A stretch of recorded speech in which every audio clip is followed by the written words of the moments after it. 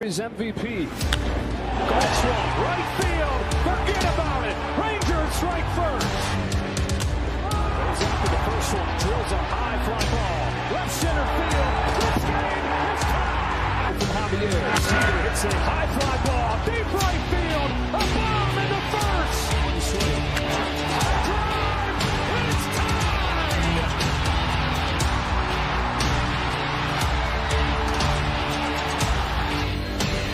Seager smashes the ball down the line. Goodbye. Now Seager to right center field. Way back there. Corey Seager does it again. It's the Texas Rangers win the World Series. The Willie Mays Most Valuable Player Trophy presented by Chevrolet. Is there any doubt? Corey Seager. Hi, and welcome to another edition of Right on Rangers Live, coming at you in the eighth inning of a 2-2 ball game between the Rangers and the Giants. Going to finish this one out with you guys. We haven't done this yet this series. Figured there's no time like the present. We got one out in the bottom of the eighth inning, and we've got Robert Garcia up right now throwing for the Rangers on the mound. Great game from the bullpen. I mean, we're going to try and look at the positives right now. Great game from the bullpen. Outstanding game from them. Offense, leaving something to be desired right now. And that may be putting it lightly. But we're going to finish this one out with you guys. First, here right on Rangers, y'all know the drill. We cover everything sports, but we put a big emphasis on all the teams we love from the great state of Texas, including the Rangers and especially the Rangers during MLB season. Thank you for choosing Right on Rangers for all of your Texas Rangers content. If you're watching the show live right now, haven't hit that follow button, haven't turned those notifications on, get to it. Let's go. Right, get notified every time we go live, every time we post a video. Appreciate the support in that way. You know, a diehard, share this live, share this video with somebody that loves the Texas Rangers. Let's keep growing this great group of people we got talking ball, talking Rangers baseball. I would be very grateful. I'd also be very grateful if the Rangers could score more than 2 runs in a game, but we may have to wait until next series for that to happen. I don't know, y'all. This game has had plenty of opportunities for the Rangers. I think that most of us are naturally going to gravitate to just a couple of innings ago, right? Top of, the 5th inning? I mean, we had a prime opportunity whenever it was, leadoff triple by Jock Peterson. And then after that, you've got multiple opportunities to drive in the go-ahead run, not able to do it. Really, really disappointing. It's just hard to fathom just how bad the Rangers have been at times with runners in scoring position in this ballgame. I can't even believe this ball game, but then also this series. Like, runner at third, nobody out. How do you not score? It's really hard to put into words. You're just at a loss because of how bad it is. And you're talking about Adolis Garcia, Marcus Semien, 2, what I would say, veteran hitters.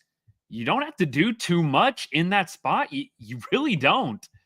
You don't have to do hardly anything at all. You've got to lift the ball to the outfield. Ground ball right side. I know Marcus Semien did that. I'm going to talk about Semi's approach in a second. Adolis Garcia, one of the most non-competitive at-bats I've ever seen in a situation where you really don't need to do too much. I mean, you look at Dolly, ball 1 in that at-bat, slider off the plate, way off. And then after that, 3 pitches, swinging way below the zone, change up and 2 sliders. There's no approach at all there. Hard for me to believe, just zero approach at all in that moment from Adolis Garcia in the 6th inning when Jock leads off with the triple. Good for Jock, by the way. Love what I'm seeing from Jock. Martin's in the game, by the way, right now, y'all. Martin comes on to relieve Garcia. 1-2 count to Chapman. 1 out in the 8th inning. Rangers trying to take this one to the 9th. Rangers have been hitting today.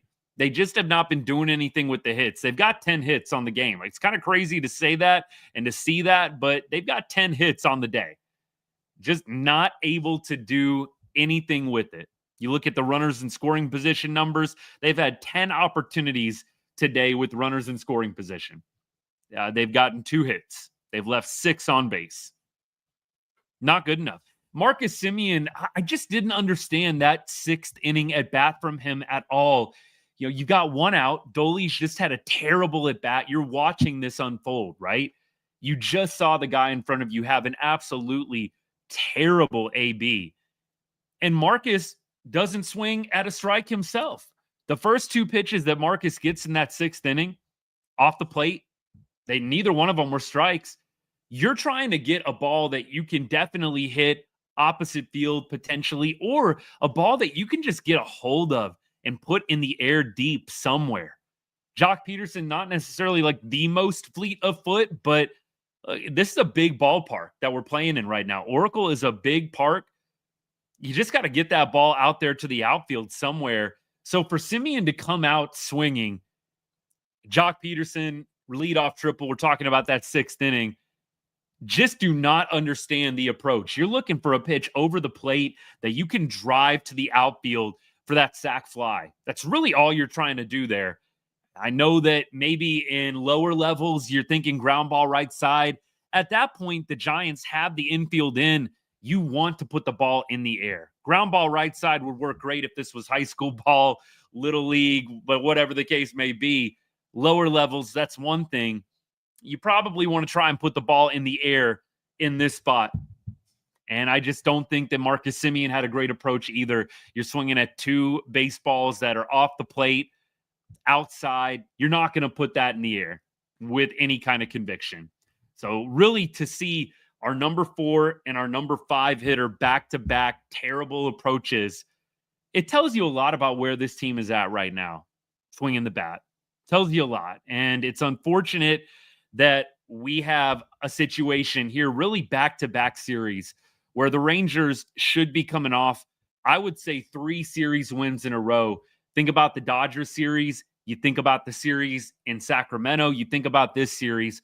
All 3 of those should be series wins. We're going to see what happens in this game. I hope the Rangers are able to get a series win here in San Francisco. The Rangers should have won that Dodgers series. They should have won the Athletics series. They should have probably swept this series, if not for just stupid, bad situational hitting. Really, really frustrating, especially with the pitching you're getting. Like, Jack Leiter was not awesome today. First start back from the IL. Probably, personally, just speaking my own perspective here, I thought Jack was going to come out and pitch better than he did today. I think my expectations were probably a little bit higher than what they should have been. But give credit to Jack Leiter. That first inning looked like it was about to implode. I was shocked that we got out of that first inning with the score 2-1. Jack was yanking everything. It was not looking great. 4 walks. Was it 3 walks or 4 walks in that first inning? Whatever it was, it wasn't good. Jack gets the atom ball right at Marcus Semien. I think it was Wade Jr., 107 miles an hour off the bat in that first inning, right at Marcus Semien to get out of the bottom of the first.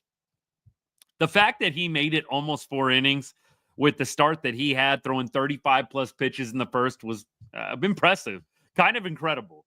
But once again, give credit to this bullpen. This bullpen, you've got what it would be 4 2/3. 4 2/3 of scoreless baseball from the bullpen today. Sorry, had to do some fast math there. Not my forte necessarily. But you've got 4 2/3 of shutout ball. Shutout ball from this bullpen. It's impressive. It's really, really impressive. I've said it before. I've said it again. Biggest surprise in Major League Baseball in 2025 to me. Maybe you say it's Tyler Mahle. And I'm not talking Rangers. I'm talking all of baseball. How good this bullpen has been and how good Tyler Mahle has been have to be the 2 biggest surprises in baseball. By the way, Chris Martin able to get out of that inning. I know that I promised some play-by-play commentary. We got a little bit off track talking about how bad this Rangers offense has been. But Chris Martin able to get Chapman striking out, swinging. Wilmer Flores grounds out to Marcus Semien. And now we've got Nick Ahmed up. Doval is in the game right now. Doval has actually been having a pretty solid season all in all. And he's a guy that I actually had talked about in the offseason. Maybe the Rangers could put together some kind of trade package for him. At that point, they were probably looking at a little bit of a better deal maybe than what they would get now. You look at Doval and the numbers that he's been able to pull off so far, 2.25 ERA, just got Nick Ahmed on 3 straight pitches. Yeah, Nick Ahmed totally uncompetitive at bat. I know that the glove is pretty. Nick Ahmed made a bunch of great plays yesterday out in the field. So you feel great about him at shortstop, but let's be real, the hitting is ugly. And it hasn't been great now for a couple of seasons, going back to Arizona days for Nick Ahmed. And it didn't look great right there either. 3 straight pitches, Nick Ahmed goes down. Jonah Heim is up. Man, it would be nice to get one of those clutch bombs from Jonah right here into McCovey Cove. I sure would love that. Jonah, you feel like just every once in a while, he comes up with this huge moment out of nowhere.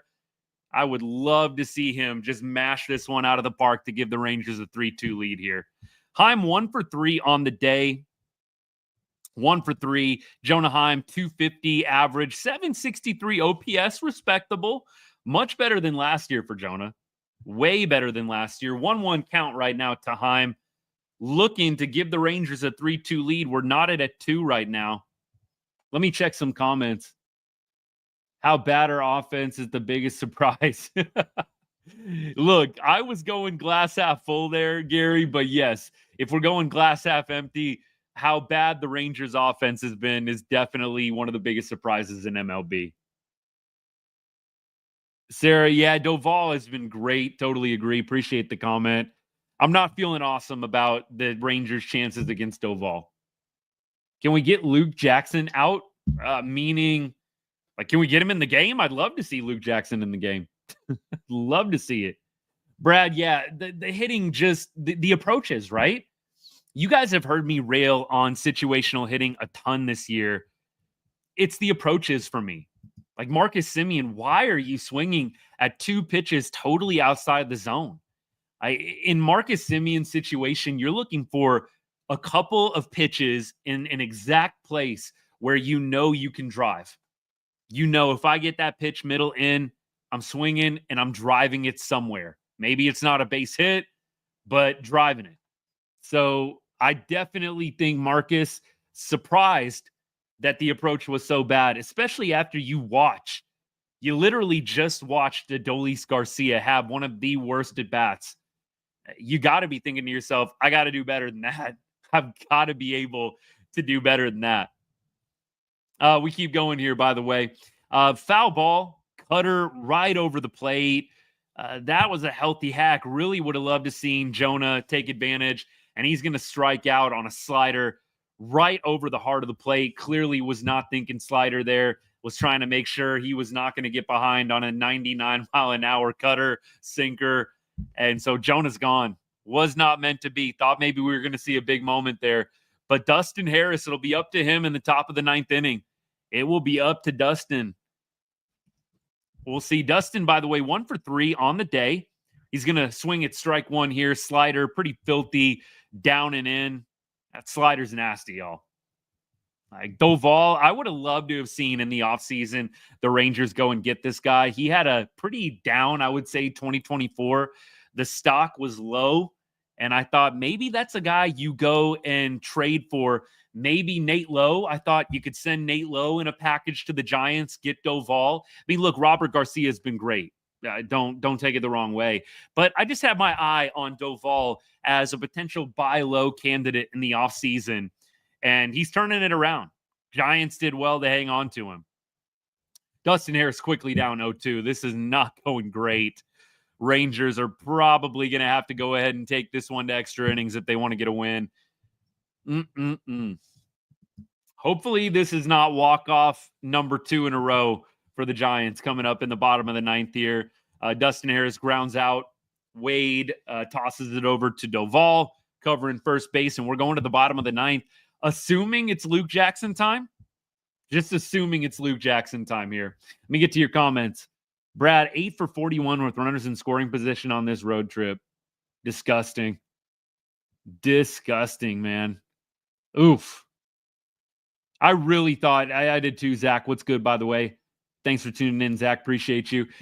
Yeah, I would say it's almost unfathomable that the Rangers don't get that run in the 6th inning when you get a leadoff triple from Jock Peterson, who, let's talk about Jock. He's had a really nice day at the plate, 2 for 4, did strike out in his last AB. Would have been nice to have gotten a base knock from him there, but look, 2 for 4 on the day. Hard to complain about the way Jock Peterson's been swinging the bat. You've seen a lot of hard contact. So, yeah, the cherry pickers, the box score cherry pickers are never going to be satisfied. And Jock's been bad. You guys have heard me on the show talk about Jock. I haven't sugarcoated Jock at all. But at this point, I think if you've been watching him over the past week on this road trip, he is having better at-bats. He's hitting the ball harder, squaring up some baseballs. It hasn't always turned into results, but I don't think Jock is the guy you pick on today. Not saying any of y'all were, but Jock's actually had a pretty good day up at the plate. Why do the Rangers do the BS where you can only watch it with the network? Look, I don't know the struggle, y'all. If you live in Arlington, I don't know the struggle. I get MLB TV, and I just watch every game through MLB TV. When it's blacked out, I get a little creative. But beyond that, I'm just MLB TV almost exclusively. Tavares and Duran for Doval, I'd do that deal in a heartbeat. Like I said, my vision was, could we trade Nate Lowe for Doval in the offseason? This was before the Robert Garcia trade. I just thought Doval was a very good buy low candidate, and he's proven me right now with a low 2s ERA, looking very nasty. Is Josh Smith the GOAT for the Rangers in this first quarter of games in the season? Absolutely so far. Him and Wyatt Langford. Counting this year, Rangers still owe Simeon a little more than $100 million on the contract. Woof. Luke Jackson's in the game, by the way. Let me get over here. To YouTube. Make sure I got everybody. Texas Rangers enthusiasts, what's good? If you're still hanging out, good to see you, sir. Yeah, Jack Leiter really did pitch well after the first inning. I don't know how he got out of that first inning, but he did with a lead, 2-1. Would have been nice to get the shutdown, but my goodness, that first inning. That one had the heartburn in full effect. Seriously. John, what's good, man? That first inning. Yeah, Leiter usually, it does seem like, this is a good point. If Leiter can get through the first inning, I will say I do feel a lot better myself. If he can just get past that first inning, you feel a lot better about Leiter. Oh, no. Oh, my goodness. I can't even believe what I just watched, y'all.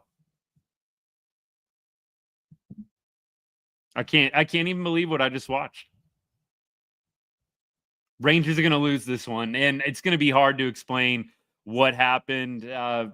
Basically, soft ground ball to Luke Jackson. Throwing error by Luke Jackson on the throw over. Jake Berger throwing error as well.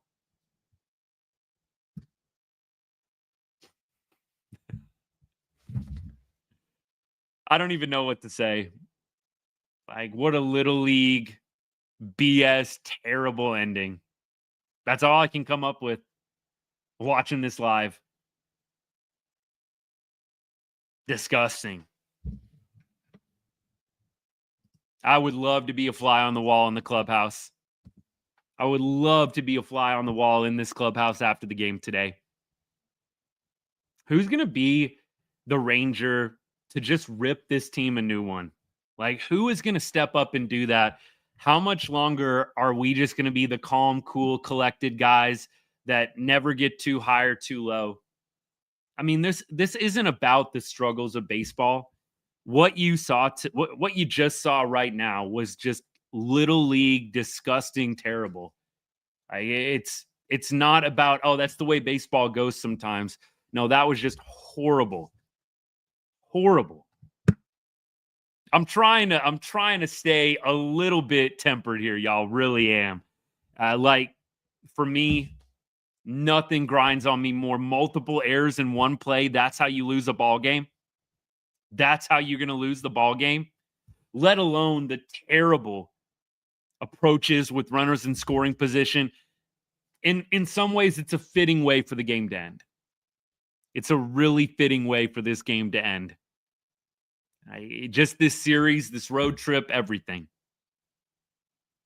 What gets me is this team is so much potential. On paper, this team has so much potential. And you're just not seeing it. What an embarrassing way to lose a game. I hope and pray that somebody is lighting it up in that clubhouse after the game. But you know what? It kind of feels like it'll just be another one of those games. That's just how it goes. You know, you walk off, get walked off on 2 errors in the same play. That's just how it goes sometimes. I seriously feel like that's what the reaction is going to be in that clubhouse. I'm sorry.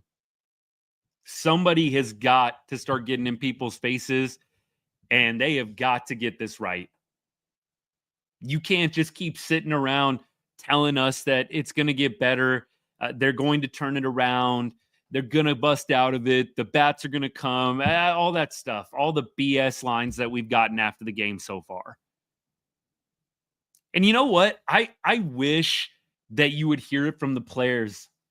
Like, I wish you would just have a player rip the team, and you can do that in a way where you're not throwing anybody under the bus. But can we just get a player come out in the media and just say, this is freaking terrible and ugly, and everybody's got to be better?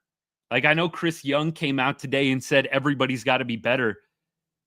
Can we just get somebody that comes out in the media and just rips the team a new one? You don't have to call guys out individually. But can we just get somebody that's going to say, this is not good enough, this sucks, we're not playing well, at bats have been terrible, defense has been bad, it's cost us games? I really just hope that somebody in that clubhouse is getting fired up. If this loss doesn't fire you up as a competitor, I really don't know what will. So Marcus Semien, I know Corey Seager is not the most vocal guy in the room, but Marcus Semien especially, dude, that to me is the one guy I think that needs to step up and be a voice for the club. And maybe he has. Of course, I don't have access to the locker rooms. Somebody has got to step up. Light this team up, rip this team a new one, and stop doing the ho-hum, it's all going to work out in the end, it's early BS. No. I'm not here for it. I'm not going to sit around and continue to be okay hearing that. And there's going to be some Rangers fans, I guarantee you, there's going to be a lot of fire in the chats, in all the different groups and Reddit threads and all yada, yada, yada. And there's still going to be some fans, I guarantee, that are going to try and sugarcoat this turd. Like, seriously. I don't know how you can sugarcoat today at all, but there are going to be some Rangers fans that figured out a way to do it. It never fails. It never fails. There's always somebody that just wants to say, it's early. Don't worry. It's early. Come on now. It's been 30 games. 30 games is plenty to have a good sample size and draw good conclusions off of this team. And right now, this team has a winning record, but they are not playing winning baseball. You are not going to be able to sustain scoring 2 runs a game. And what did I say? I hated to be right on this, but I literally tweeted during the game. It feels like we're either going to win this game 2-1 or they're going to walk us off. And unfortunately, it was the latter. I texted that out like in the 4th inning. This game feels like 2-1 Rangers win, or we're getting walked off 3-2. Like, seriously, how embarrassing. Luke Jackson, Jake Berger. That's freaking embarrassing. You know what? Berg has been so good over at first base. I hate that it has to happen to him. Great dude. He's been, like I said, really, really good, really solid over there. But there's no excuse for the errors today. You allow a little weak ground ball to the pitcher to cost you the game. That's ugly, man. Ugly. I got to get to the chat. I got to get to the chat right now. I got to see what y'all are saying about this. Yeah. Pitching and defense used to win games. No offense, no defense. Recipe for disaster. Look, you can win a lot of close ball games with great pitching, no doubt. You don't have to have a juggernaut offense per se. We're not asking for a juggernaut offense. We're asking for just a competent offense, right? Fire the hitting coach. I'm seeing a lot of that. And look, I pushed back a little bit. I just got to say, if you want to say fire the hitting coach, fine. If you want to say fire the hitting coach, fine. But that energy better be doubled for some of the players that are on this team. If you want to come at me with fire the hitting coach, come at me with double the amount of energy on the players. They're the ones swinging the bats in the box.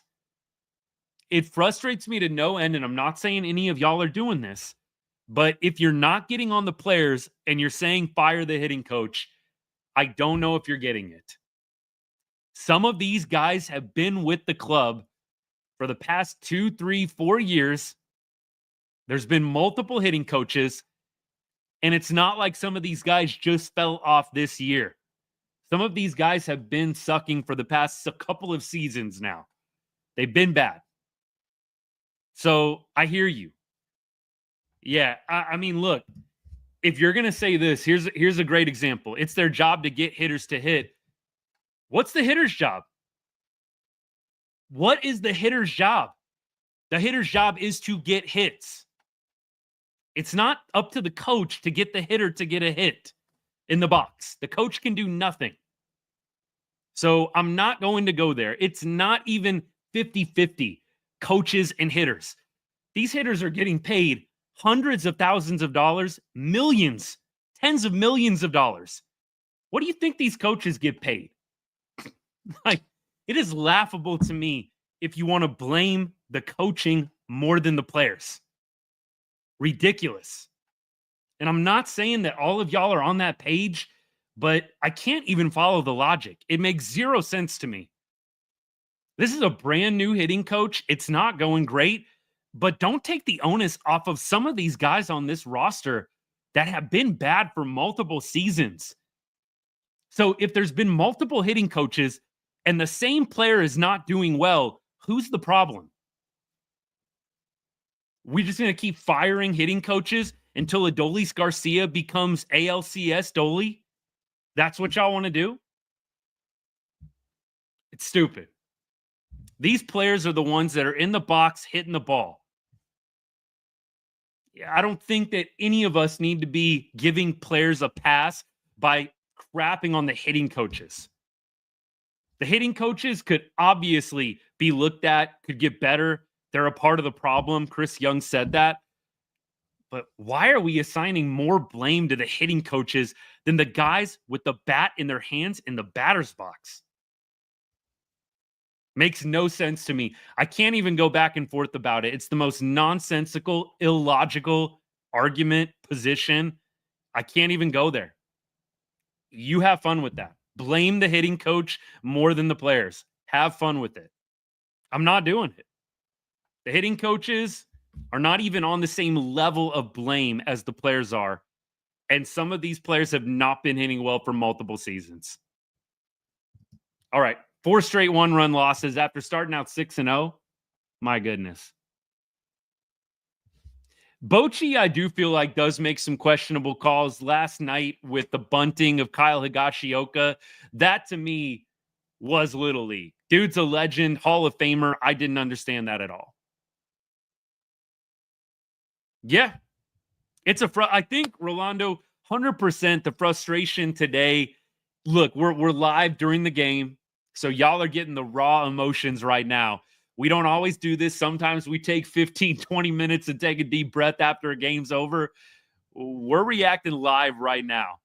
Like, this is live right in the moment, watching the Rangers make 2 errors to blow this game. Yeah, so yeah, fired up totally. Fired up 100%. I do agree. You're going to have to give the coaches a little bit of time to work things out. You can't fire a guy after 1 month. It's not going to happen anyways. Not to say they won't go a different direction at the end of the season, maybe even towards the end of the season, but I can't see it. I can't see it. Would have been nice to have Langford today. I totally agree. But I think they had a scheduled maintenance day for him. I think that at some point you're going to have to start just getting used to these guys taking these days off here and there. Like, I don't love it. You got a chance to win a series, right? You want Wyatt Langford out there. That bugs me, is you've got a chance to win the series. And it's kind of that long, wide lens view of it's a long season, blah, blah, blah. I don't love to take that approach myself, but they're trying to keep some of these guys healthy. I get it to an extent. But you're going to look back at some of these games that you sat key players, and you're going to say to yourself, man, sure would have been nice to have a couple of those wins in San Francisco. Sure would have been nice. Tomorrow, too, do we play tomorrow? That was the other thing that I was wondering about. We do play tomorrow. Okay. So that makes a lot more sense to me why Wyatt would get a day. A part of me thought, do we have Monday off? And they're just sitting Wyatt and trying to get him 2 days. All right. So we play tomorrow. That makes a little more sense. I would love to see Carter, and I would love to see Langford out there killing it. Carter, maybe one day he'll be back later on this summer. He sat today, it looked like, but in Round Rock didn't play today. That would be the dream. 13 games in a row. Is that right, Rolando? Makes a little more sense. Let me get to TikTok here. Appreciate all y'all. Half the team is horrible. Coaching is bad. Clayton, appreciate the comment. I'm not going to totally go scorched earth. Look, what y'all got already is about as close as I'm going to get. What's nice is this team's still over 500 and they still have a shot, but I agree there's a lot that needs to change. And let's be fair, this lineup with Corey Seager is a lot different. It's a lot different. And so to totally go scorched earth on this team, missing Corey Seager, I don't know if it's completely fair. We saw what the new lineup looked like on Tuesday. We got a little tease. Looked great with Corey in that 3-hole.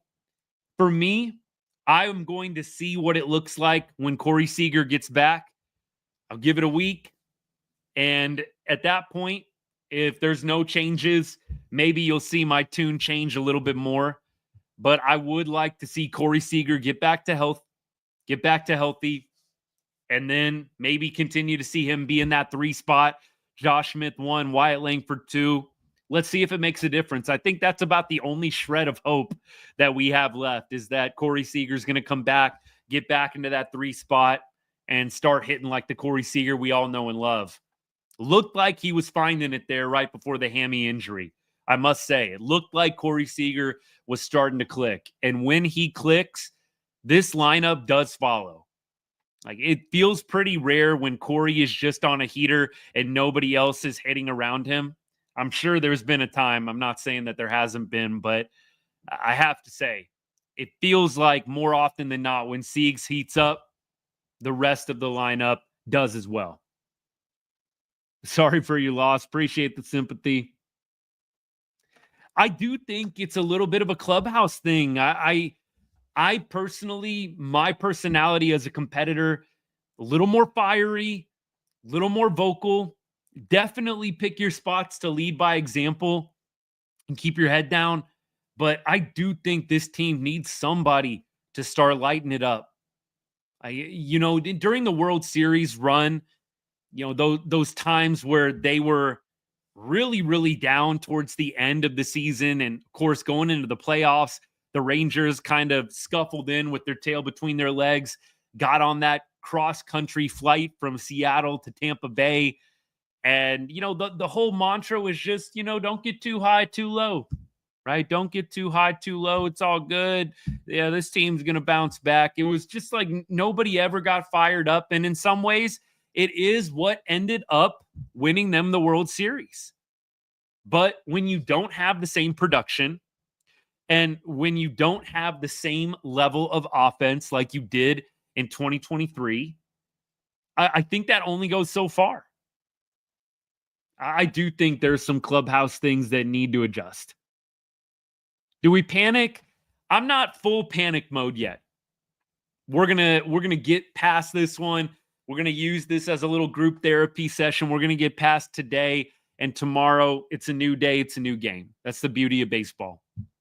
But I will say, if Corey Seager comes back in about a week and the Rangers offense looks completely the same, even with Siegs in his new spot in the order, you'll see me start to get a little bit more panicky increasingly.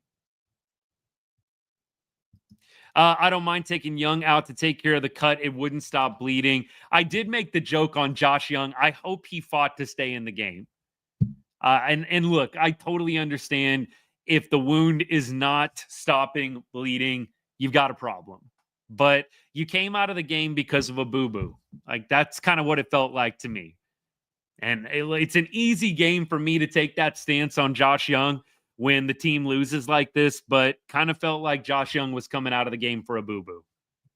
I hope he fought to stay in, and the Rangers just said, no, dude, we got to get this right. We don't want it to get worse, blah, blah, blah. my opinion, put a Band-Aid on it and figure it out, dude. Like, I don't know. But like I said, it's easy for me to take that stance after the ending that I just watched. My soul is hurting right now too, Park. Appreciate the comment. Absolutely. Talk about Adolis. I already kind of did talk about Dolly, and Dolly is a guy for me. I know that he came into this season talking a big game, 50 bombs. Just drive. Appreciate the comment, by the way. I think that Dolly is never going to find what he had in 2023 again. I don't think he is going to find that. I'm not saying that he can't have big moments. I'm not saying that he can't come through for the Rangers in big spots. Don't take it the wrong way. I just don't think Adolis is ever going to get back to 2023 in the ALCS. I don't think he's ever going to have a run like that again in his life. And I think we have got to start thinking about him in that frame. And for me, it's been tough because we know that he can get hot and we know that he can do amazing things with the bat. But I've watched for 2 years now, 24 and now into 25. It looks like a guy that just can't be consistent.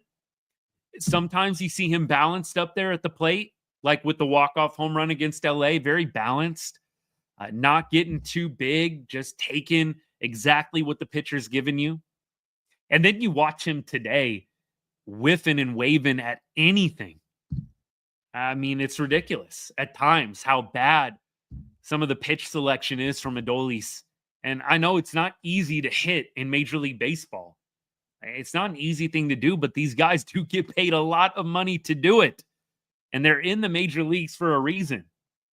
Some of these, though, you're watching Dolly get fooled like major ways. It's sad. And that at bat with Jock Peterson standing on third base, it wasn't even a competitive AB.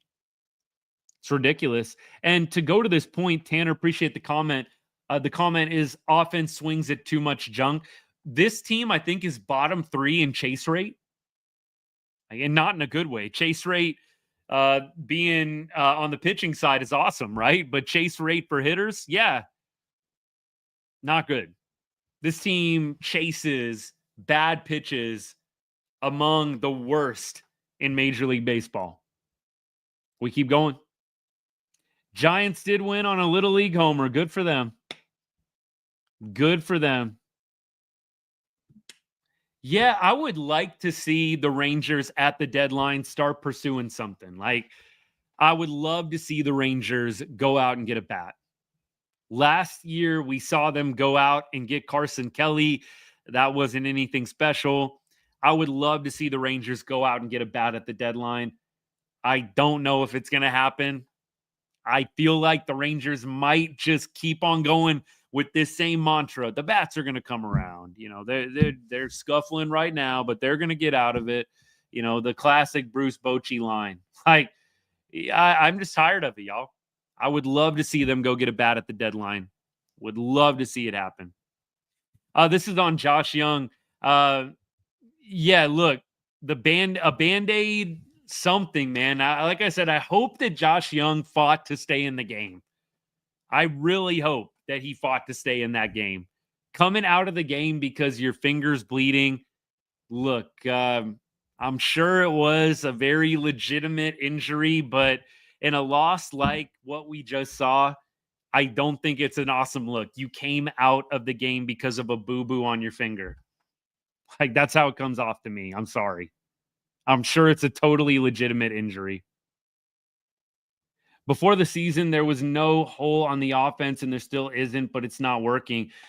Like, there is a number of ways that you can look at this offense on paper and be totally satisfied, but the results just are not there. They're not there. And so at some point, I think you do have to say, we didn't predict this out well enough, and we've got to make a change. I do think that you're going to see the club take some time when Seager comes back. They're not really going to be able to evaluate this entire lineup until they see them totally healthy for a couple of weeks. So my hope is that Seager comes back. It'll be probably for this weekend series that's coming up at home. I think that they're going to make some judgments after a good maybe 2-3 week span with the healthy Corey Seager hitting in the 3-hole. You know, you didn't have Wyatt Langford today. Wyatt Langford and Josh Smith and Corey Seager are pretty much the 3 only guys you can count on for offense right now. So to not have Corey Seager and Wyatt Langford in the lineup today, I can't say I expected a lot of runs to be scored, but I don't think you're going to see this team make any big decisions until they've gotten to see Corey Seager in the 3-hole with Wyatt and Josh hitting ahead of him for at least 2 or 3 weeks. You and I are going to want to see decisions made a lot quicker than that, but I'm just telling y'all that's what it's going to be. They're going to want to get Corey back. They're going to want to see 2-3 weeks. What does the offense look like with Corey in the 3-hole? And maybe they'll make a change after that. Yeah, the top team in Major League Baseball is 7 runs in 3 games. They did the same thing with the Dodgers. And I said that coming in to the live, like at the very beginning, those of y'all that have been listening since the beginning, since I first went live, I said it that way. The Rangers can hang with anybody. The Rangers can hang with anybody in baseball. That's what's crazy about it. The offense is this bad, but the Rangers can hang with anybody. Every single game with the Dodgers was close. Every single game with the Giants was close. Every game with the Red Sox was pretty close. Like every good team the Rangers have faced, they play close. This team can hang with anybody. You have got to get this offense hitting. That's the thing. Jock is definitely looking a little bit better. He is looking a lot better, hitting the ball hard. I love what I'm seeing from Jock over this road trip. I really do. I know that a lot of people are going to just cherry pick the box score and his slash line, but Jock's actually been putting together some good ABs, almost won the game last night, was a little ahead of that slider from Walker. Had he waited on that about a millisecond longer, that's probably going off the foul pole, and the Rangers win the ball game 5-2, 5-3 yesterday. Jock's been having some good ABs. I like what I'm seeing from him. I think if you can get Jock doing what he did over this past 5-game stretch, and you have Corey Seager back and healthy, could make a big difference. It really could. I don't think the Rangers are that far away, but it is dependent on these guys that are making a lot of money and the guys that are young that you're counting on getting better and better. We talked about this on the show the other night.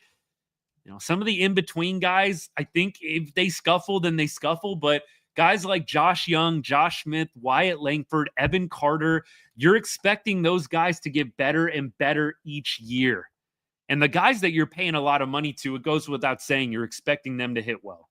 If you can get the 3 guys that we're paying a lot of money to on the offensive side, Simi, Seager, Jock, hitting well, and if you can get those 3 or 4 guys that I just mentioned, young guys that you're expecting to get better and better each year, hitting at the level they're capable of, if you can get those 6 guys right, the other 3, whatever. You know, if Dolly doesn't figure it out, if Jonah Heim or Kyle Higashioka don't figure it out, you can work around that. You have got to have your guys getting paid a lot of money, and you've got to have the young guys that you're counting on continuing to improve, because that's a big part of the decision-making process in the offseason, right? You're looking at Wyatt Langford. Hey, he could be a 30 for 30 guy. Maybe we don't need to go out and get that big bat and spend a bunch of money because we've got Wyatt Langford emerging. That's how a lot of these front offices make decisions. You've got to look at the potential. You've got to look at what you have, and you look at what's on the market, and you make the best decision you can. So for me, if those 6 guys can get right and be performing at a good level, you can work your way around the other 3. You know, I think you can work around Berger not being awesome. I think you can work around Jonah Heim, Kyle Higashioka not being awesome. You can even work around Dolly not being awesome. But you've got to have Marcus Semien hitting well. You've got to have Corey Seager doing Corey Seager things. Wyatt Langford, been great so far this year. He's got to continue to produce. Josh Young, I think, is another big one. We've continued to expect Josh Young to get better and better, and it's still so early for Josh. And today, 1 for 2, 282 average on the year. If Josh Young can take that next step, that would be so huge for this club. Kyle, I could not disagree more about Taveras. I really do appreciate the comments. I'm just not a Leote fan in terms of starting. Like, do I dislike the guy as a person? Do I have anything personal against him? Absolutely not. Do I want to see Leote continuing to get starts? No. I'm glad he went 2 for 3 today. That'll probably get followed by an 0 for 20 or a 1 for 25. Like, that's how it goes with Leote Taveras and a number of these other guys. Preston, appreciate that.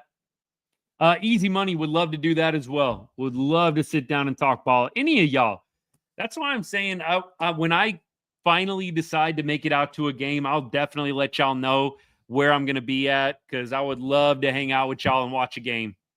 Just sit, shoot the breeze, hang out, watch hopefully a Rangers win.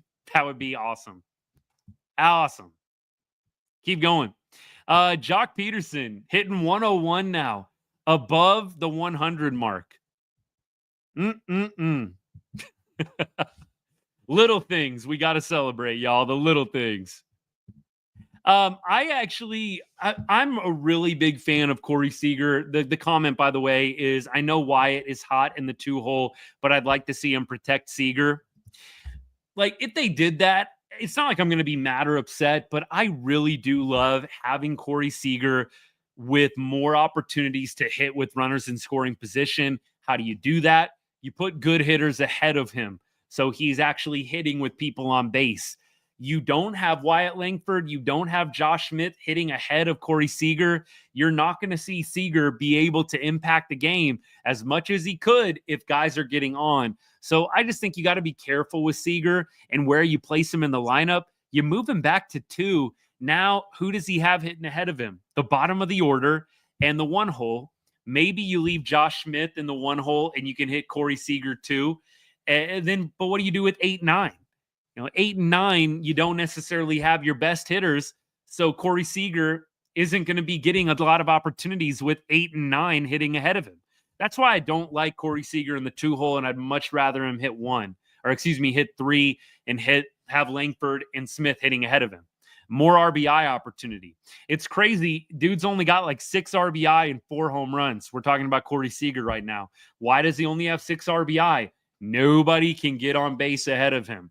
That's why I'm not a big fan of moving him back to the 2 spot. Offense is subpar. It is a miracle we're over 500 right now. It really is. Agreed, Berger has to wake up. Berger to clean up? Maybe.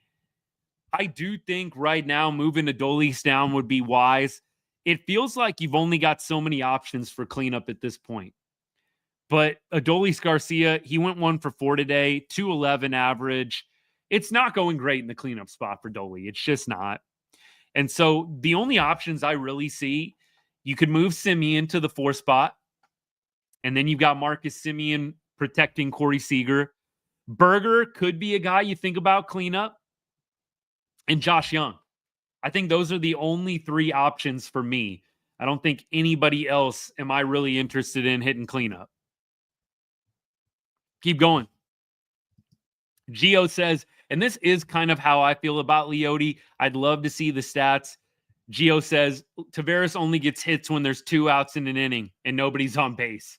And we have kind of talked about that. Like, let's look beyond the box score. Let's examine when were the hits coming. And look, Leote can't always control whether or not he's got guys on ahead of him. So I do think it's fair to say that out loud. Leote can't control what happens ahead of him. But you look at what he did today, I think he had a double with 2 outs. Look, good for him. Good for him. You had a double with 2 outs in the 7th inning. And then another time, I don't know, I'm not going to probably be able to find it live here, but looks like in the 2nd inning, no, that was a force out in the 2nd inning. I'm not going to be able to find it, but that is my general vibe and feel on Leote. The hits aren't necessarily coming in clutch situations. Natalie, totally agreed with you. Appreciate the comment, by the way. Great to hear from you. Berger has had spurts, but we haven't really seen him get on a heater.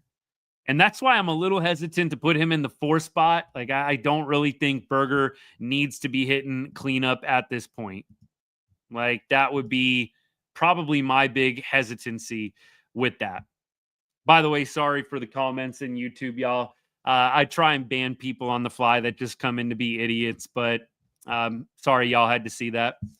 Hopefully we got it taken care of. Brad says this team is absolutely trash right now. I can't believe I'm saying this. Maybe Boch needs to retire. Oh no. Bochy retiring. Skip Schumacher taking over. I think that's the plan.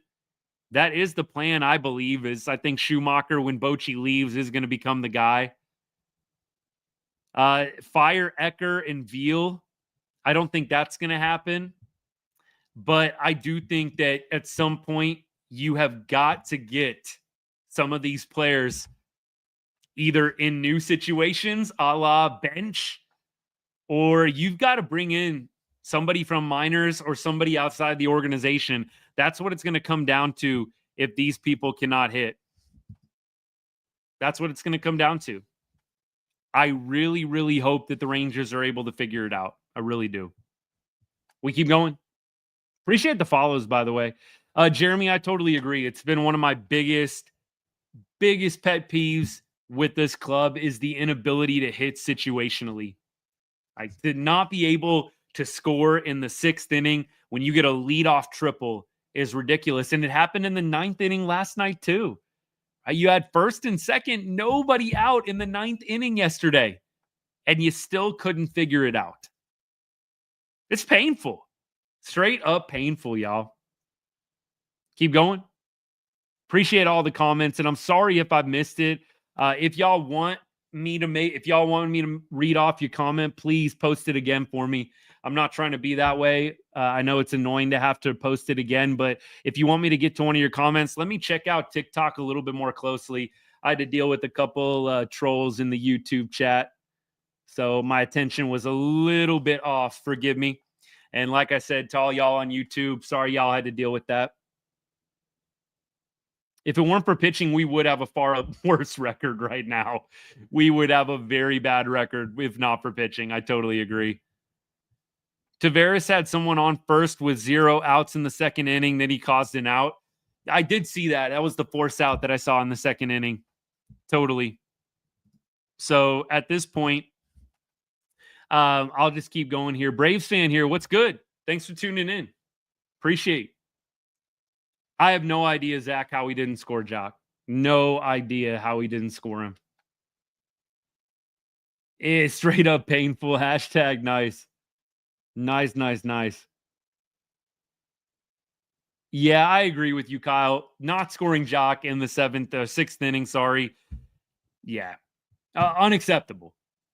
I don't know what to do there. Like, I'd almost rather they did 3 straight, bunts and see what you could do. Like, it's getting to that point for me. Like, can we just bunt 3 straight times and get the guy home? Take our chances? Like, I mean, I don't know. It's getting desperate, honestly, with some of this situational hitting. It really is.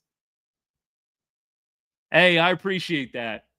The Braves did start 0-7. Look, you have bad stretches. At least we're over 500.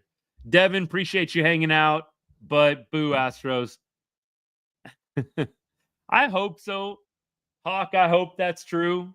I personally am not super patient, but I do think that the Rangers, the offense can't be this bad for the entire season.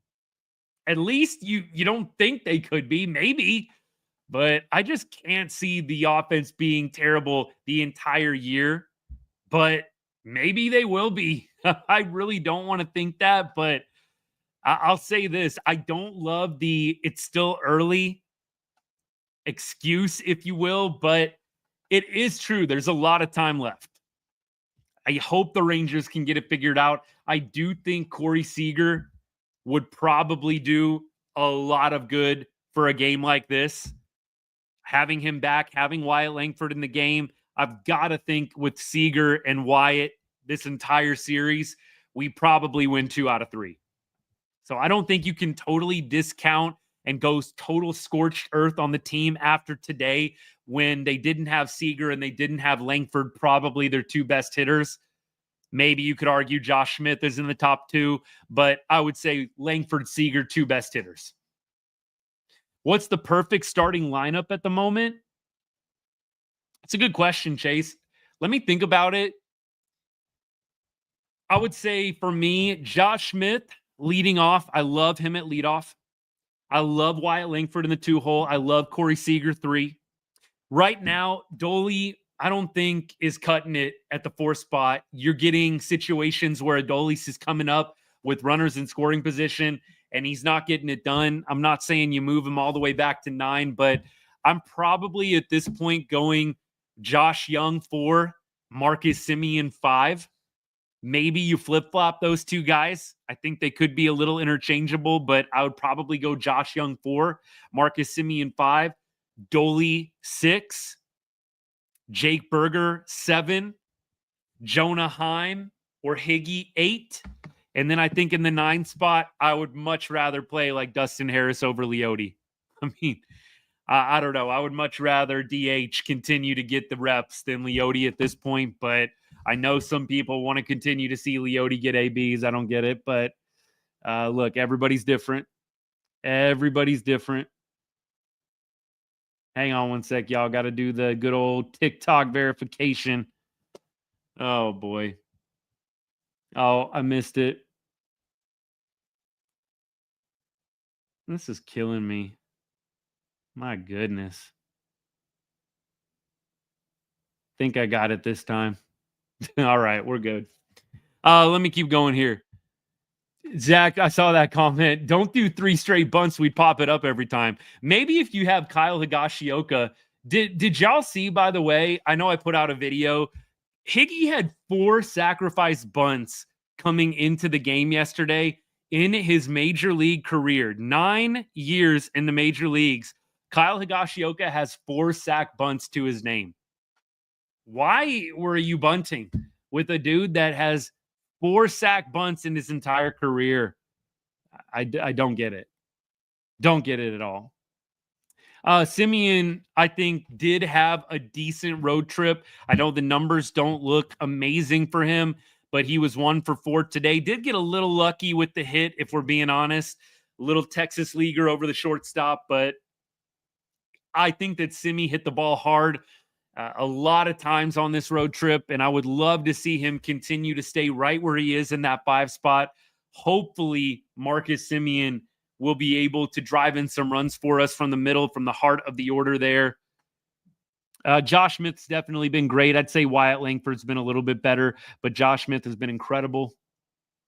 The pitching isn't going to hold all year. They've got to figure it out or we're losing 100 games. I don't know if we're losing 100 games. I do actually think, contrary to what some Rangers fans are saying, I do think that the pitching is going to be able to remain pretty solid throughout the course of the season. I'm not saying that they're going to be on this level. I don't think that the pitching is necessarily going to be this good the entire year, but I do think that the pitching is going to be good enough. I think it's going to be good enough to win you a lot of ball games. So I can't say that I feel like this pitching that we're getting from this Rangers rotation is like totally out of left field.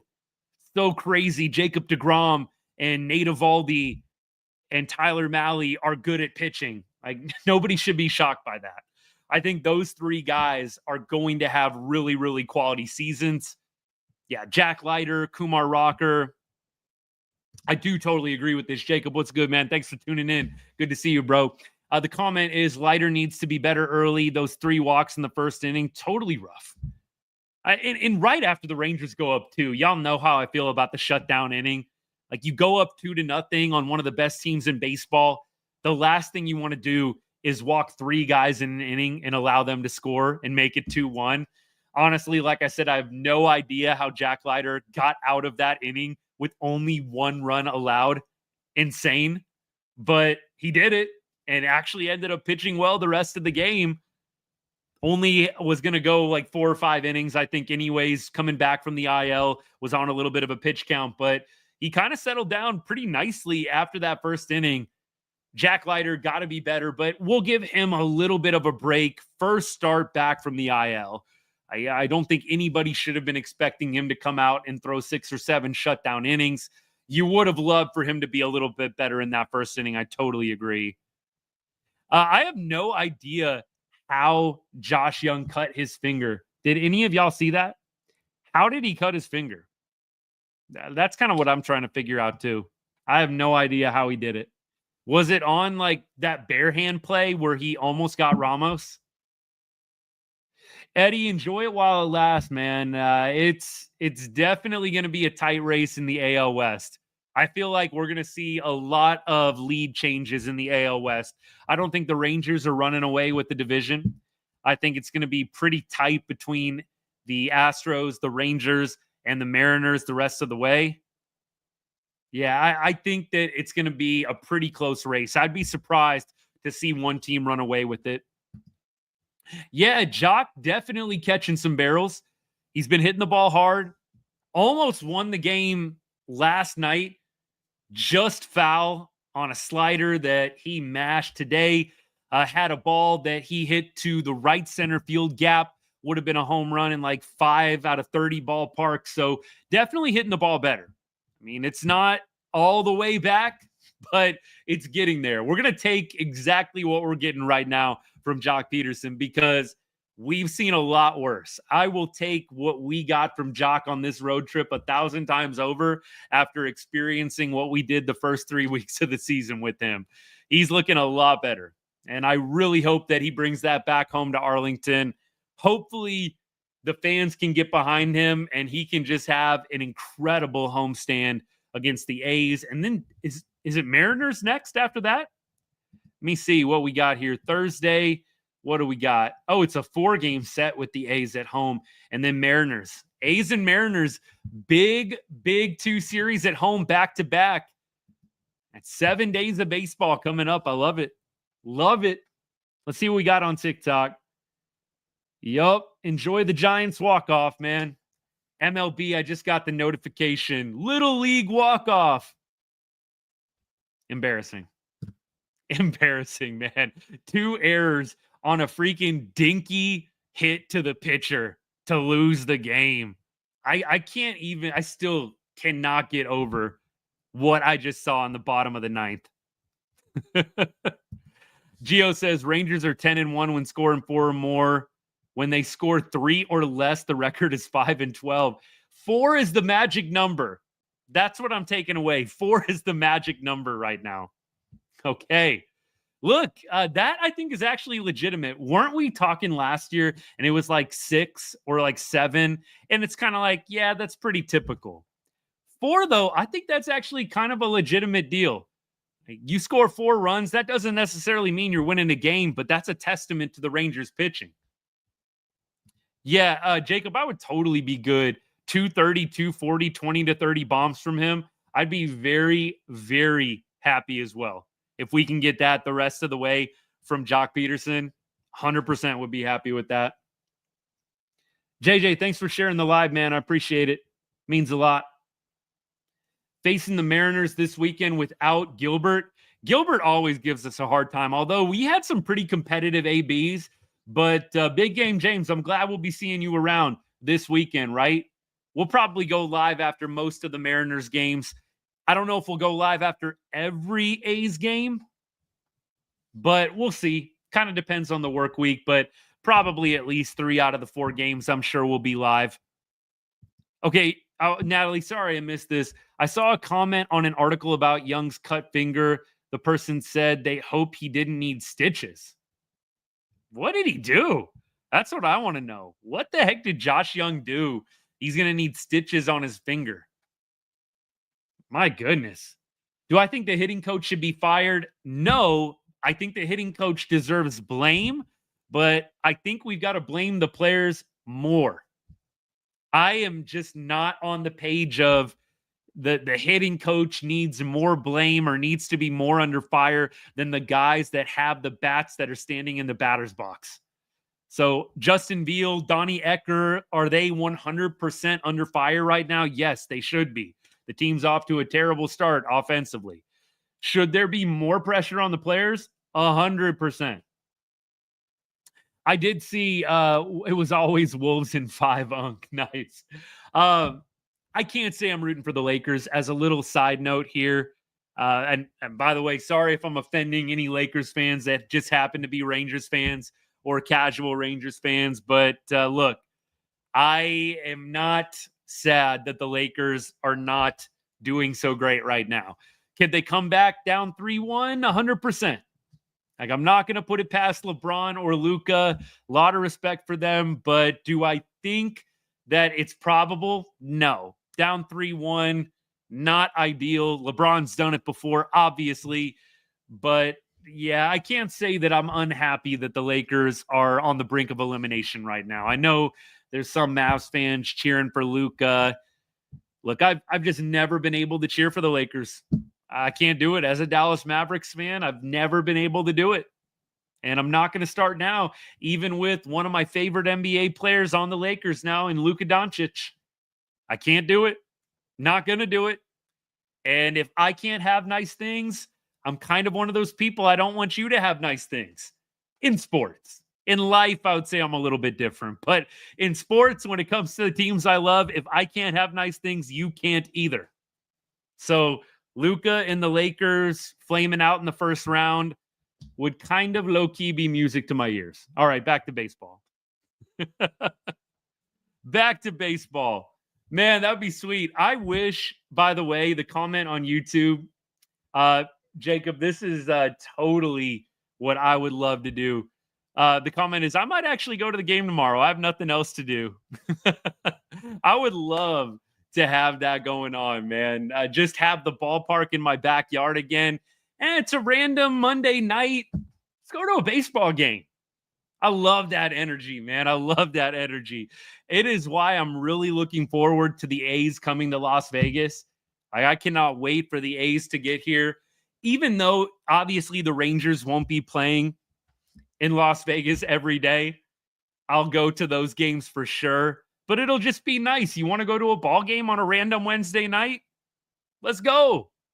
I love that energy. Brad says time for Semien to go, way overpaid. I don't think they're getting rid of Marcus Semien.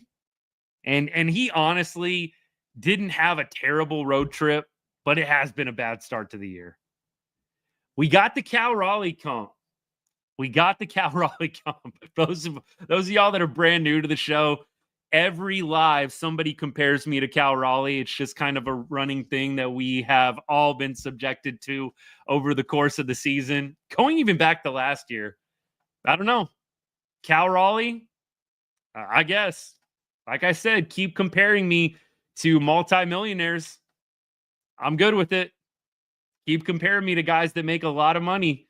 I hope to be doing that myself one day. So y'all keep on sharing, keep on liking, keep on spreading the word about Right on Rangers, right? Then maybe I can get on Cal Raleigh's level.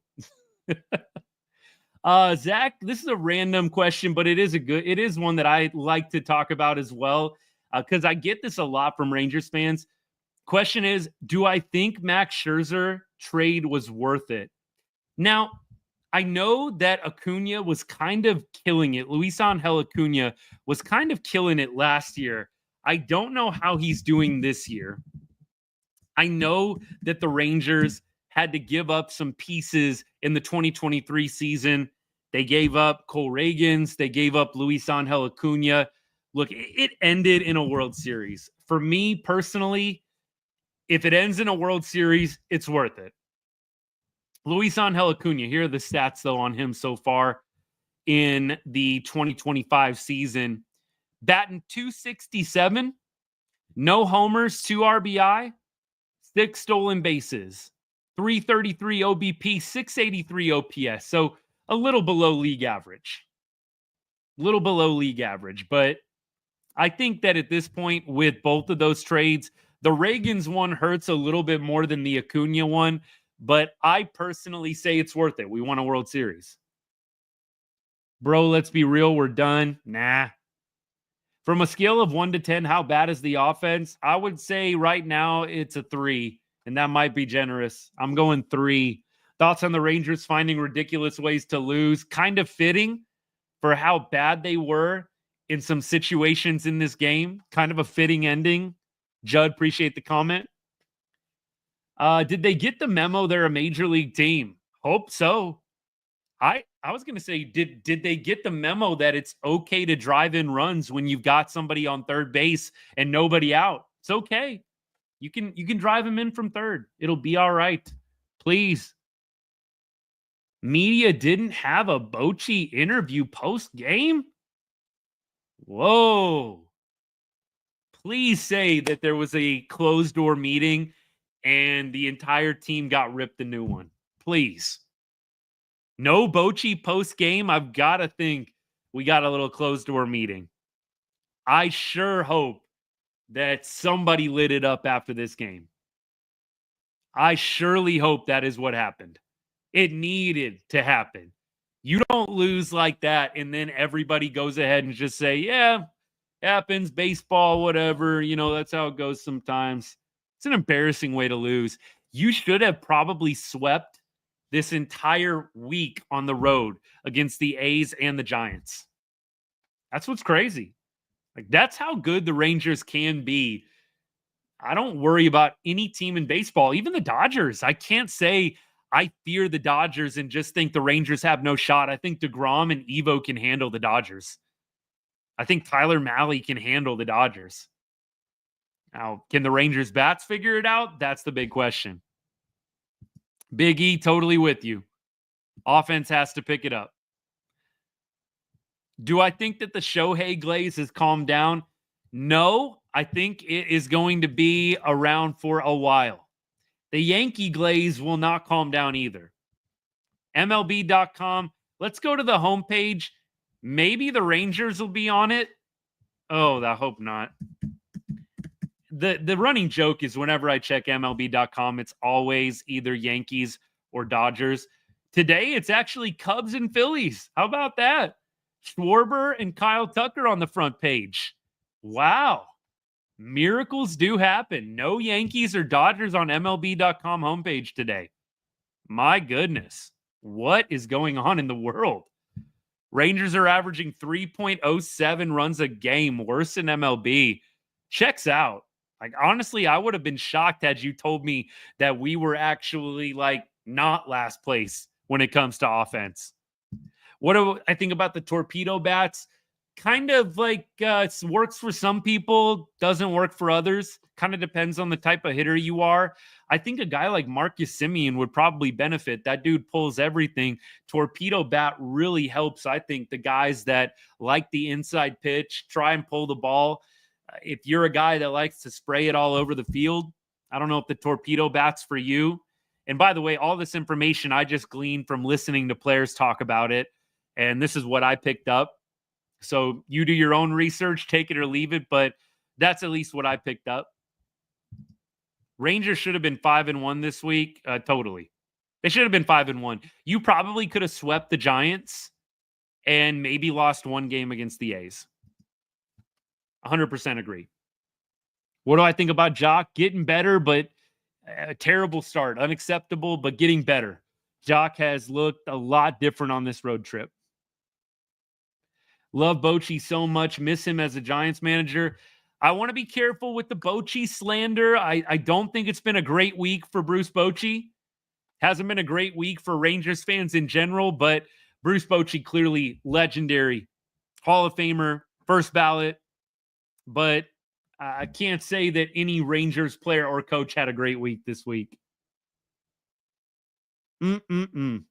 Appreciate all y'all. I think we're about to close this thing out, but I do need to go ahead and preview the game for tomorrow. Tomorrow, we are starting Corbin, 2-0 with the 3.77 ERA, and we will be facing JP Sears again. We faced JP, I believe, in his last start. So in his last start against us, he went 5 innings, 2 earned runs, 1 walk, 5 strikeouts. So had a pretty good outing against us, did JP Sears. Now, we look at the lineup against Sears. Berger 0 for 2 lifetime. Adolis Garcia, I think 3 for 24. Does not hit JP Sears well at all. Jonah Heim, 1 homer off Sears, 267 lifetime average. Higgy, 2 for 5 RBI. Josh Young, I believe he is 5 for 13, 308 average in 13 at bats. So Josh Young, a guy that maybe you can count on to have a big game, assuming he's back from the lacerated finger that might need stitches. Kevin Pillar rakes against JP Sears, 5 for 10 with a homer. So I'm sure we're going to see Pillar tomorrow. Marcus Semien, I believe 6 for 24 with 2 homers. So maybe a big game from Simi as well. Leote, 1 homer off Sears. We're not going to see Leote tomorrow with the lefty up. I mean, maybe with the Seager injury, maybe we see Leote tomorrow. I don't know. I don't want to, but that's just me. Jock Peterson has never faced JP Sears. I don't know. We're going to see Jock tomorrow with the lefty up. So it'll be the lefty lineup. I hope that Wyatt Langford's back. I'm assuming he will be. The lefty lineup that we threw out there the other day, some of these lefty lineups are ugly, y'all. Ugly. The Robbie Ray lefty lineup was ugly. So I am hopeful that we've got everybody playing tomorrow. Josh Smith, even against the lefty, I would put him in the leadoff spot. I really don't know there's any reason to be moving him down. I would totally play him in the leadoff spot, even though it's against the lefty. We'll see. And then against Corbin, Andujar looks like 4 for 12 with a home run. Maybe a guy to look out for. Blade, 1 for 2 lifetime. Lawrence Butler, 1 for 2 with a home run against Corbin lifetime. Langoliers, 1 for 3. Rooker, 1 for 3. Soderstrom, 0 for 3. Urshela, 1 for 7. Wilson, 0 for 2. Really small sample size, but maybe Andujar, the guy you kind of got to look out for along with Lawrence Butler. We'll see how the game goes. This would be a great series to go 4-0 against the A's. I did not feel in any which way like the A's were a worthy opponent. I feel like the Rangers should have smoked that series, and they didn't. Seager injury, I feel like, kind of killed the vibes a little bit, but I really hope the Rangers can go 3-1 or 4-0 in this series. We'll see what happens. All right, y'all. I give up on Leote, bring Evan Carter up. I'm kind of at that point, too. Luke Jackson, I mean, the error today was awful. It was awful. But Luke Jackson's actually been pretty good. Don't mind Luke Jackson. Hey, thanks for everybody that's followed while we're live. I appreciate all y'all. Hey, y'all see I got a new buddy to join Nate Lowe. I just can't bring myself to take down Nate Lowe. Those of y'all that are on YouTube, you're not going to be able to see, but I got the Josh Young bobblehead. I'm making it my mission to collect all the bobbleheads some way, shape, or form. Sometimes I get a buddy who's nice enough to send me one.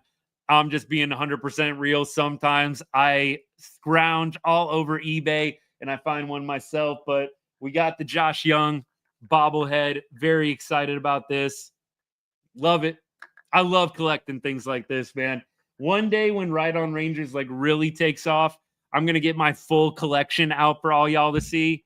But I love that. I got the Peagle bobblehead that I'm going to have to bust out at some point too. So, man, I'm just going to build this collection up. It's going to be awesome. Maybe I need to get some shelving in the background. And it's going to be sweet. But there's a couple more bobblehead nights that I looked on. I'm really looking forward to. So I'm absolutely going to keep my eyes peeled as more of these giveaway days come about. Corey Seager ring night, I feel like, is coming up pretty soon. Should be some good nights at the ballpark coming up. Peagle bobblehead, I'll have for y'all tomorrow. I'll get Peagle bobblehead out so y'all can see it tomorrow. All right, y'all. We are out of here. We previewed the series. We got to flush this one. Flush both of these games out. Hopefully that closed-door meeting worked.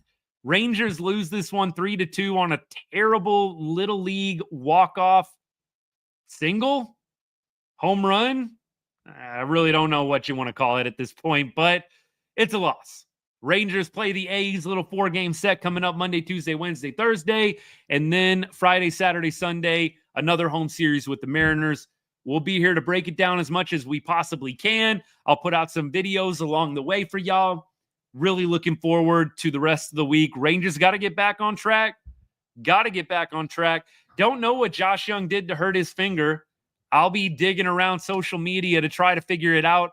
Follow me on X, Facebook, Threads, or Blue Sky if you want kind of my more immediate in-between updates. I do a lot of posting on those platforms throughout the days as I get different Rangers news. So follow me on one of those socials. If you are on one of those, I'll definitely try and see if I can figure out what happened to Josh Young. All right. Love y'all. Thanks for the likes, the shares, the follows, all that good stuff. You guys are awesome. Have a great rest of your Sunday and a great week ahead. And as I always say to end every show, God bless and go Rangers.